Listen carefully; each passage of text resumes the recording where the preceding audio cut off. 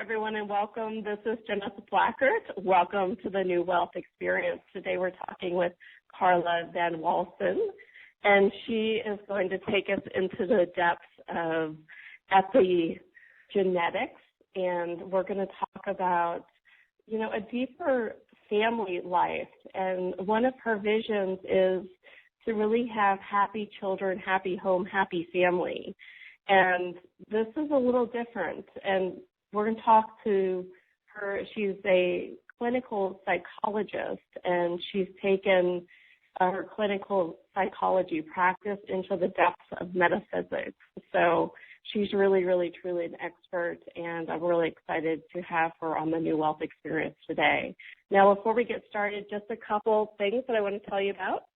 Tomorrow, I'm having a Q&A call for my brand new program called Make It, and it's about real true embodiment and creating a vision for all that you are through your body and the energetics through your body. So please join us for that. Look for emails on the New Wealth Experience. That class starts next Tuesday, so if you are interested, just make note that it's going to start live on Tuesday. Another quick reminder that we had was that next week we've got calls Tuesday, Wednesday, and Thursday, and I just want you to mark your calendar for those. Now, today, let's talk with Carla. Carla, wow, it's been interesting because, how people show up in my life and how I invite them to the New Wealth Experience really is a true treat. And when I asked my list at one point who they wanted, and I got tons and tons and tons of responses. And there were a few that I actually said, you know what, I'm going to call up and bring them to the New Wealth Experience. And you were one of them. And the reason you were one of them, was just simply, I could just tell who you were through your energy and all that you were from your picture. And I just, and then when I got to see what you were all about, I really got excited. I was just like, yes, this is really, really a perfect match for the New Wealth. So thank you. Thanks for being here today. Thank you so much for saying all that. I'm really honored.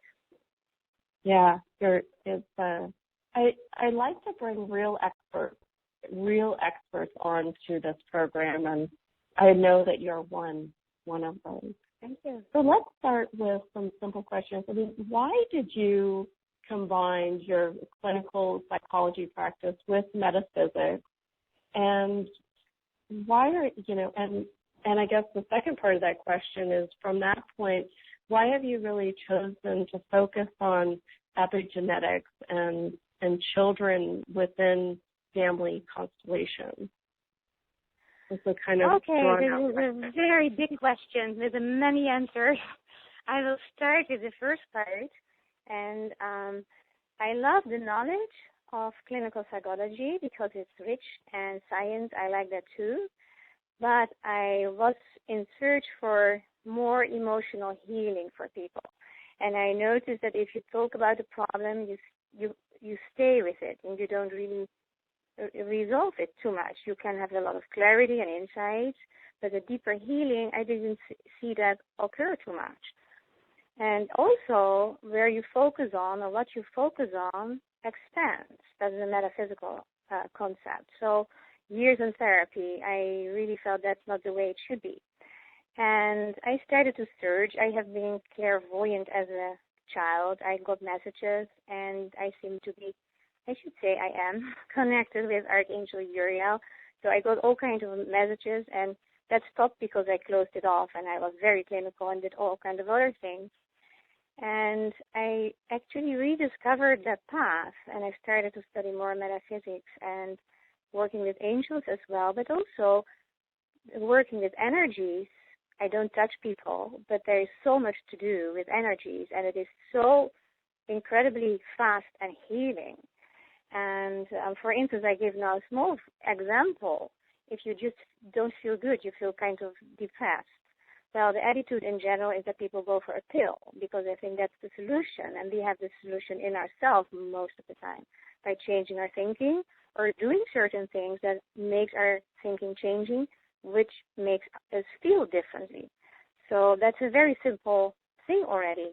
I do sometimes a test, I actually do it often, a little test, and I say, close your eyes on a scale from 1 to 10, how do you feel now before we do the test? So they say a number, then I give 10 positive words, and then I ask for the number, how they feel now. And that is usually around 8 or 9. Then I say 10 negative words, and they go like 3 or 4. So with this simple test, just by saying it already, you realize that simple words already can help you to feel better or less good. And so only talking is not enough then. So saying a lot of times positive words helps so much. The word love, say it a lot of times, you feel better.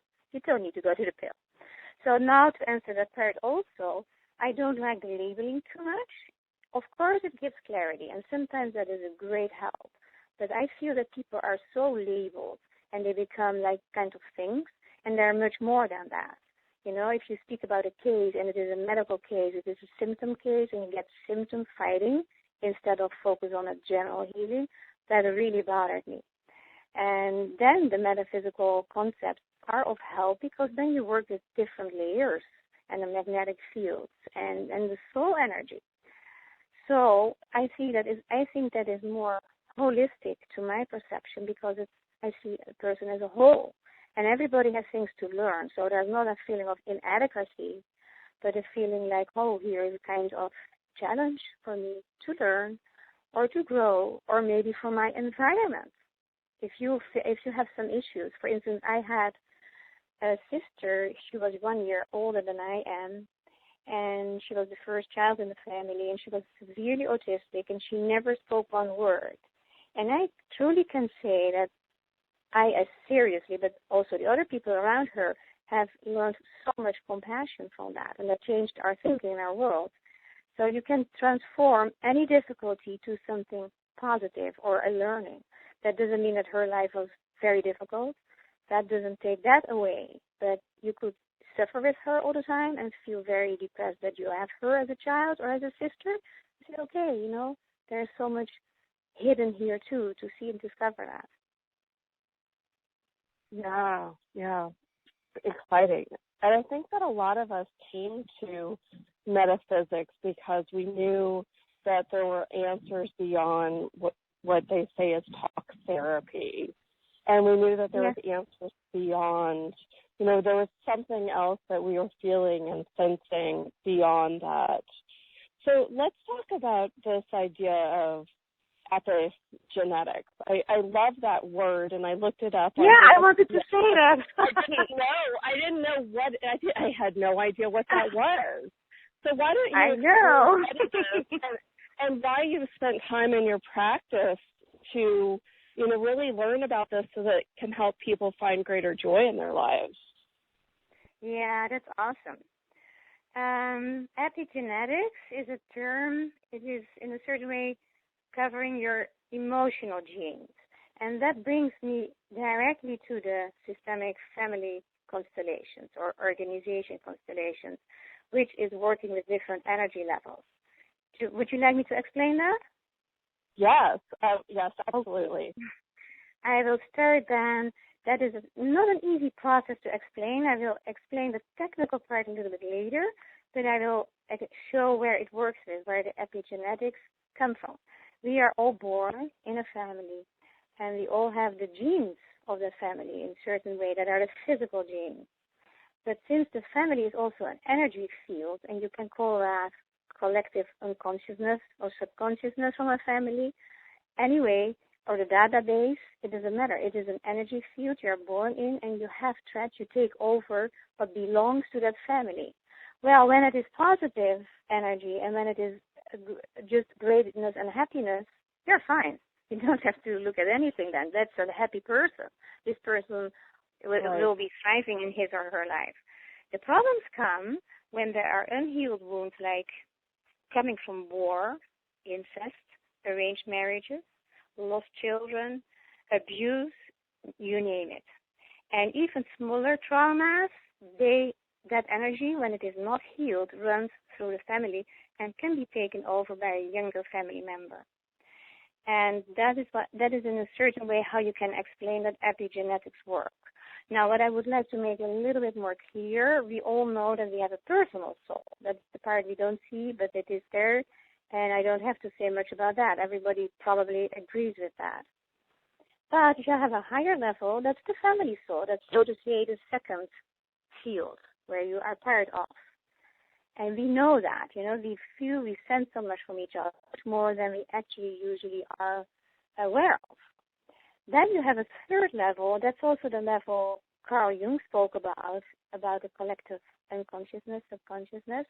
That is a greater field you're part of too. Like you and I, we are women. We sense what women are. We don't have to know half of the world in order to know how a woman thinks, more or less. We have this commonality, or with a country, or with a people, like Jewish people or Native Americans. You have this, you know it, the sport club, and people can feel so nationalistic or belonging to that club that they can really develop hate to the other club. You can see that in the sport games. It's almost funny. But we take that for granted because we know that. And we know how they think. We know about them. It is, if you belong to a group, you know what your membership, so to say, means. And then you have the highest level, the fourth level. That is actually where the oneness is, the universal intelligence, your higher self, your higher being, name it, whatever. And that's the total light, love, and positive area, so to say, where all the creativity comes from, I believe. Or creation, I should say, creation of all. Cool. So what do you see those as different layers, or just a collective constellation kind of thing, or how does that? I mean, is that something that was is that something that was given through you intuitively? Is that because I never quite heard it that way? Yeah. No, it is very famous method used in Europe and in every country. In the South America is very known. In Israel, in the Far East, and we have like about 300 practitioners in the U.S. It is working with an energy field that you also can see if you have seen the movie What the Bleep We Know. There, Rupert Sheldrake is explaining exactly that field. You tap into that field. Yes. So, yes. Okay, great. That always helps if people have seen that movie. I get that. Yeah. Okay, the next step is... I wasn't questioning it. I had just never heard it explained that way. So the way that you explained it was kind of interesting. So that's thank you. It's not easy, Janet. It is believe me, I know. For everybody. Yeah, when I tell people, I work at energy healing, I'm intuitive, and, I see energies in bodies, and they're like, huh? And I'm like, it's a deep journey. It's a deep journey, and the levels of this it's really interesting to explain. So, and this group is great. They get it. They get it, and they love this. So. Yeah. You don't have to be clairvoyant at all to do this work. Not at all. You use a part of it as is your intuition, which we all have. And if we listen to our inner voice and guidance, we get more. There is a lot of knowledge necessary, study, to do this work. So how practically is it done with the epigenetics? If somebody comes to my practice with relationship problems, or the child that is hyperactive and the teacher recommends Ritalin, for instance, medication, and the parents have hesitation, so they will try everything. Some parents try everything, so then they also come to me. And sometimes, very often actually, I work with footprints with children, colorful footprints, they lay it out, and you can exactly see where the problem is. And what is then the energetic problem, for instance, with ADHD is, and that's of course not always the case with ADHD, but it can be, disturbed relationships in that family already. The father who left the family, or a parent that died, or stress of the kid, am I loved, because there is a lot going on there. That's very simple. This is a very simple problem. You can have also, with the epigenetics, you can see that people have 3 generations back a lot of losses, murders. So that energy is totally not healed. And you can see that in schizophrenia, you can see that even in suicidal behavior, because then how it works is that the loyalty of a younger generation member, family member, is loyal to one of the people who came first. And in the traditional psychotherapy, you see that people call that a survivor's guilt. It is known. And how can you help survivor's guilt? Hardly, unless you do a constellation, because then the system of the family is be brought to peace by forgiveness, by letting go, by giving the other permission to live freely and happily, to bless parents blessing children. That's often a problem too. I was never fond about blessing. As a kid, when I give me a break. That's what's that? We don't go there. And I've learned the simple power of blessing is so tremendously. And that is also a metaphysical concept. So there are simple answers who are very powerful in healing. So this are one of the examples of constellation work, what you do, and what is the effect, what you accomplish with it. And because it's energy, Janet, you can reach people from far away. So I can work with one family member in a circle with people, and one family member can, by doing some healing work, influence other family members, children, or even that. So sometimes it happens. That's always one of my favorite examples because it's so powerful that somebody comes, and a lot of people have these issues, that somebody comes like, I didn't talk to my mother for 20 years because I was in therapy and they advised me to cut the